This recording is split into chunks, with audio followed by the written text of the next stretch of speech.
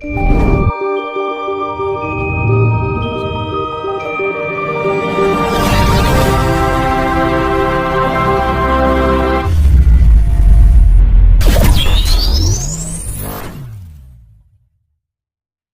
saiki ngene, jadi kalau kita benar-benar mencintai tanah kelahiran, ya mari kita bersama-sama menjunjung tinggi martabat termasuk Indonesia, Bu Pertiwi ini.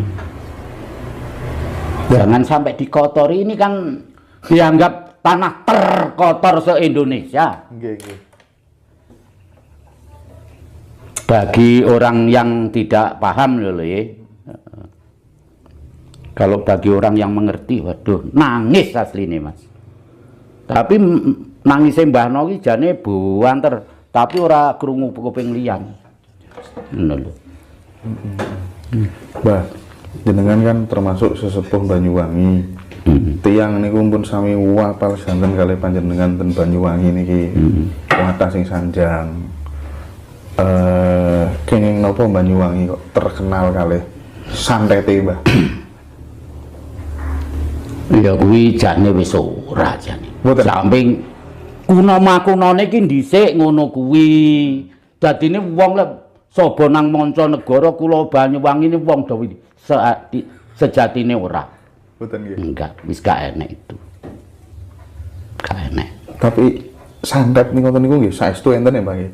Enten, tapi kalahe karo wong melek. Tiyang nek melek terus mboten mempan. Mulai iso balik ngantem raine.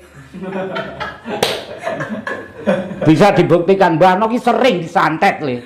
Ya krasa. Kraos. Krasa piye? Kraos Lha ya pripun? diomongi saurunge ngono ki, sesuk kowe disantet ya aku ya siap-siap. Ya penake kan ngono kuwi mau. Namung melek mawon. Eleh-elehan. Lha terus saiki dibalekne ora sab cara anu mumet-mumet lek mikir. Sing melek gak tau turu ki sapa to? Ayo jawaban. Gusti Allah. Ya wis. Gusti Allah kok disantet. Ngono lho Le. Ngene iki masuk akal apa ora? Sangat logis. Ngono ae. Gusti Allah kok disantet. Ya.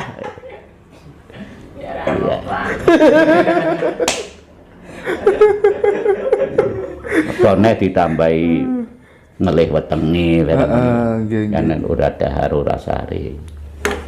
Niku berarti tolak balake nggih. Nah ya malah nanti mangkane nganti digawa tak omongne ndek ngenane gitu. Tolake kuwi lek ora betah melek, onekno ana caraka dibolak-balik. Iki piye nganune ya wis metu apa rung dongane mbae? Iki donga anu piye ya lek ngarani?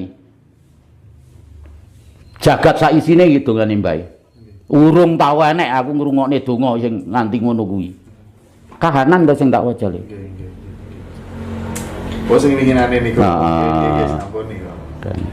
Ben dirungokne wong. Caraka walik ono caraka diwalik. Kuwi kangge kuwi ya termasuk cara wong sing sejala tantu mama lek kangge kuwi mangkane kena diarani tulak balik. Namung diwaos mawon. Aja gur namung buktekno. Ngono lho. Kuwi ngene lek diambil dari aksara kan kuat to. Iki tak omongne waja Jawa kan kuat.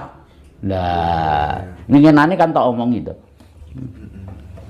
Mangkane hono caraka karacanaha lawasata data sawala nyaya jadapa padha jaya nyamaga padha kangata banggama. Oh, malike ngoten, Mbah. Yes kok kene rene kenek kok kene rene. Sing penting wis molak-malik. Mboten ngeten, mboten ngata bagama nyaya jadapa lawasata karatana. Ya ngono ya kenek. Iki kan tak wolak-walik pisan dadine ora pisan dadi. Nggih. Sing penting kan wis padha malike kabeh wis enek to. Wis dintekne apa sing arepe ditekokke. Niki pun anu kula. Pun mulai entekan pertanyaan niki, Mbah. Lho, lek mbok tur kene cutel mangkane akeh-akeh nggih kene bundel. Ngoten nggih, Mbah nggih. Wis kenyataane ora sih. Lek wis mentok nang Gusti Allah arepe tekokne ndi nek. Semua kehendak Allah. Makanya ojo kuminter-pinter, di atas pinter masih ada pinter. Itu aja. Niki ngeten, Mbah. Nyikapi tiang-tiang sing senengane nyalah-nyalahno ngoten niku, nyesat-nyesatno ngoten niku, nyirik-nyirikno kedai pripun dados tiang Jawi. Ya kuwi molek wong Jawa kan diarani ngalah.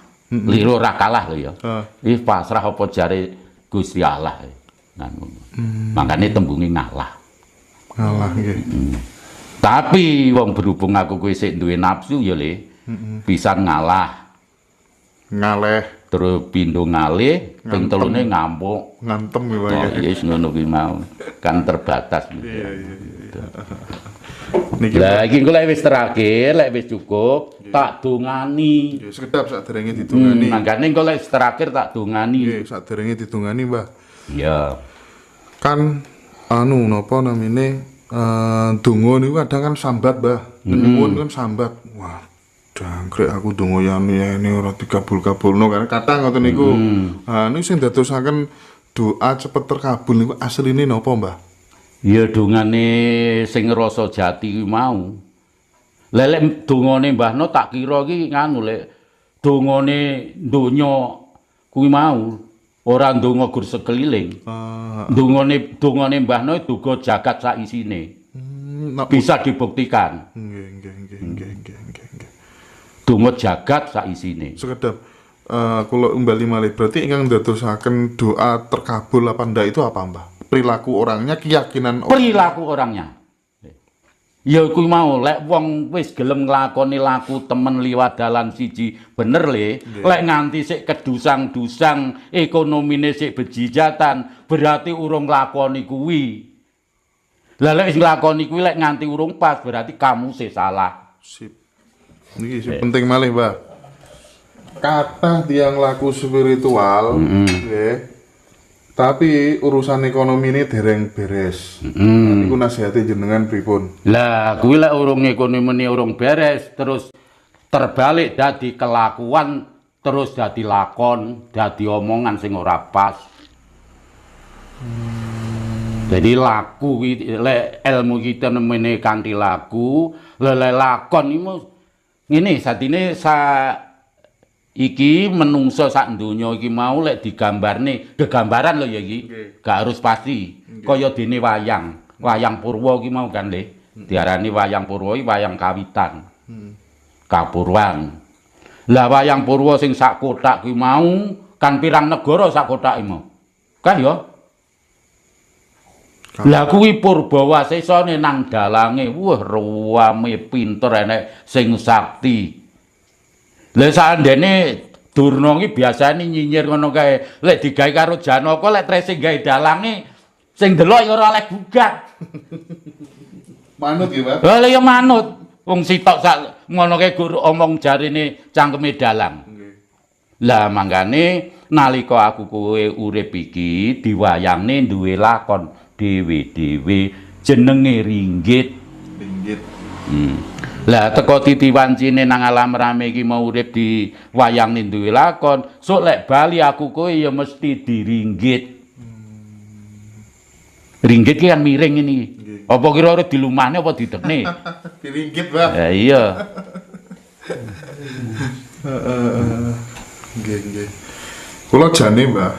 Kula jane tasik buta. Lho, saiki ngene Le, ki ora jare paman, Mbah No ki gelem turu lek wis ngantuk. Mboten. Tapi kanu standare jam 3. Nggih. Kula mboten lah. Enggak, lek jam 3 ki sik urung ngantuk ya diterusne. Lah lek wis ngantuk ya digletakne. Kuwi iso ngrasakne turu penak mangan enak. Nggih. Kula dalu niki asal kuwatah ilmu saking panjenengan, Mbah. Jane kula nutukno jam kali tasik sanggup, Mbah. Sakjane lho nggih. Sakjane tasik sanggup kula.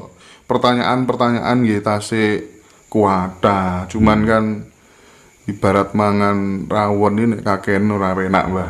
Nah, Malah muntah gak mlebu. Makane Tapi anu boleh iki ya kenyataan ya apa omonge Mbah No iki mau.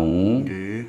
Ya kaya mas-mas iki ya Nggih. tak delok kan ya sing jeblok ya enek, tapi ya akeh sing masuk. Nggih. Terus terang ae. Nggih. Gak semua bisa masuk terus terang. Oh nggih. Nek kula masuk, Mbah. Ya ngono tere ya ada ae.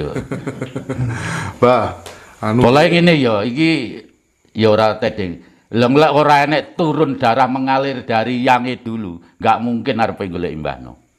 Nih, kuwi wis dadi sesanggan. Makane amanahe Mbah No kan ya iki makane tentang tuntunan Jawa. nggih.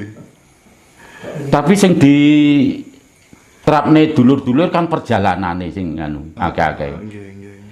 Siji budayane, loro adate karo nyeritakne perjalanane. Lek Mbah No terap-terapane wong Jawa sembahyange wong Jawa ngene kan jelas iso ngono lho. Terus waktune gak sak wayah-wayah sak ilinge. Sembayange tiyang Jawi niku kan semedi niku, Mbah. Ya, Mentel niku, Mbah. semati. Ngoten niku misale mboten usah rapalan, mboten napa-napa nggih, Mbah. Lah sing penting digoleki resike atine. Contoh saiki. Nggih. Mbah No 40 dina radus ya. Gek nangsor ya tempate ya ora layak, gek jemek-jemekan. Nyatane manunggale ya iso iki le. Terus nganti kiai kaji kan akeh sing padha rene. Tak tekoki, tak kon jawab sing cara anu gak abal-abal. Apa enake? Wis saiki sampean haji kono tujuan akhire apa? Lek omong istiqlal. Istiqlal piye to? Ora pasrah. Nah, kan padha ya jalure Mbah No pasrah. Wis saiki jawaben kanthi jujur. Pasrah gek Mbah No nyawang nggih TV. Wong pirang-pirang desek-desekan, uleng-ulengan, roh lambe abang. Kira-kira iso hakiki apa ora aku kan. Tapi jawabnya ya jujur. Tidak bisa. Oh, cocok. Gini lho mulai. Mbah No ki dhewe tanpa kanthi nggih iso ruwit, nggih alas pisan. Golek hakiki angel aku kan ngono kan. Ngono lho.